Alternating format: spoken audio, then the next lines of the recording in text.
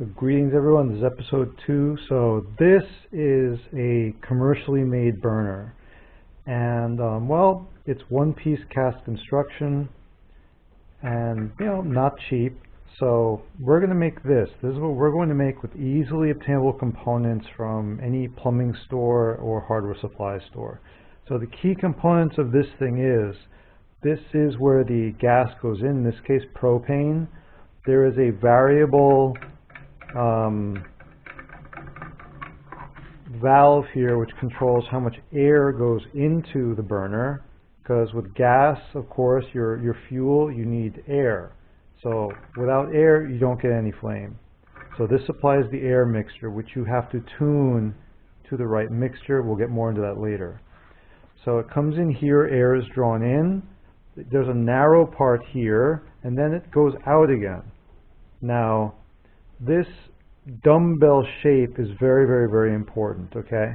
Because if you look at it over here, this is what it looks like, all right? Like that. Now we've got the air going in, okay? Now when gases move through a pipe, okay, this is moving at what's called a speed 1, okay? When they move through a narrow part, okay, all this gas has to go through a much smaller size opening. The only way it can do that is it's got to speed up. So this is going to move much, much faster now. And then, of course, it's going fast. When it goes out to this large section again, just like here, okay, it's going to go out to speed 1 again. It's going to slow down because it's getting all spread out. This is very, very important, okay? Now, if you want to go further with this, okay, this goes back to this is a Venturi, called a Venturi pipe. You can look it up. It's a very important thing. It's critically important for any type of internal combustion engine. This is very, very, very important. Carburetors, for instance, that's what this is. So what happens here is we're going to be putting see right here, this is the injector, which is, you can see, made from a MIG welding tip into a piece of pipe. This goes in here, okay? If we magnify it, it'll look something like this, okay? The air comes in and we're adding the fuel right where the gas is going to speed up. Now when it speeds up, a very important thing happens here, okay?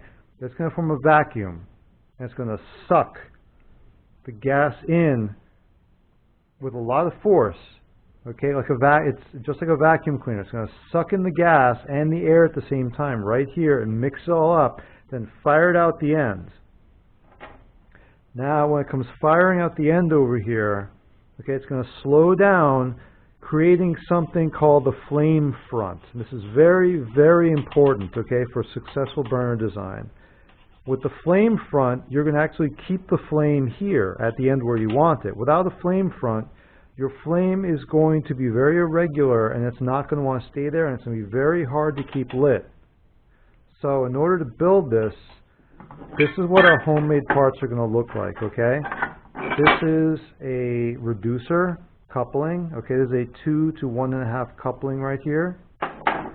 Then this plug goes inside the coupling, reducing it down further, to which this piece of 1-inch pipe can then go inside it, okay?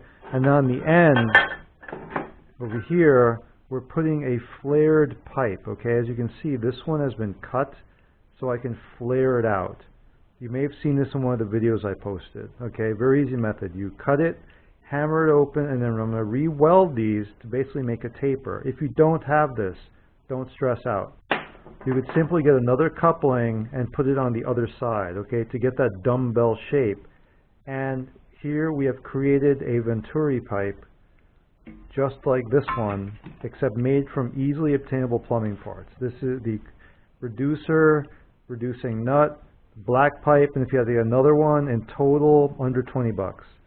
So next step is I'm going to weld this up, okay, and I'm going to start fitting the parts together, and then we're going to look at the injector right here. This is critical. The welding tip gives you the control of a very, very small orifice. You can see it right there, for very, very precise gas control. This really makes a huge difference to a lot of these builds. If you have to try drilling this yourself, it's a real pain. This is a very precisely drilled hole that allows very smooth, fast gas flow. So more about that later. So I'm going to weld this up here and cut this pipe to size. Right now it's a bit on the long side, but I'm going to cut it down. So I may leave it long actually. The next thing you need, of course, is over here, which is you need valves, okay? These valves, like this one right here, this is a ball valve. You want a full port ball valve. This one is, again, easily obtainable from Home Depot. You want to make sure that these are ball valves designed for gases, okay? Very important.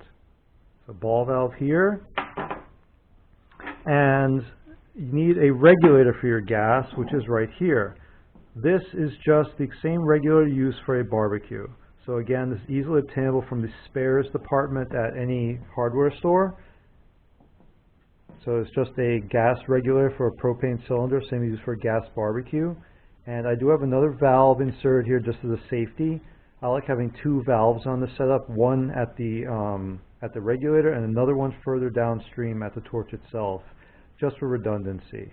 So in case something goes wrong, I can shut it off here at the bottle and not have to go here. Okay? Now you notice this one has a long pipe attached to the end of it. You have to remember, this whole thing gets really hot. So you may want to keep valves and other parts away from where it gets really hot, as well as your hands, okay? So over here, oh, you see this one, I actually have another reducer body right here. So I could actually make, from here, I could make another burner using these two parts right here. So I may do that, and we'll test it out and see what it looks like, all right? So be back for the next video. I'm going to get the welding set up. I'm going to weld this up, and I'll see if I can film that as well. This is stainless steel, by the way, just a piece of scrap stainless steel. You can see it's very banged up. It's actually a piece of, I believe it's a piece of motorcycle exhaust pipe, I believe. Now I'm using stainless steel because it will be far more resistant to rust and damage.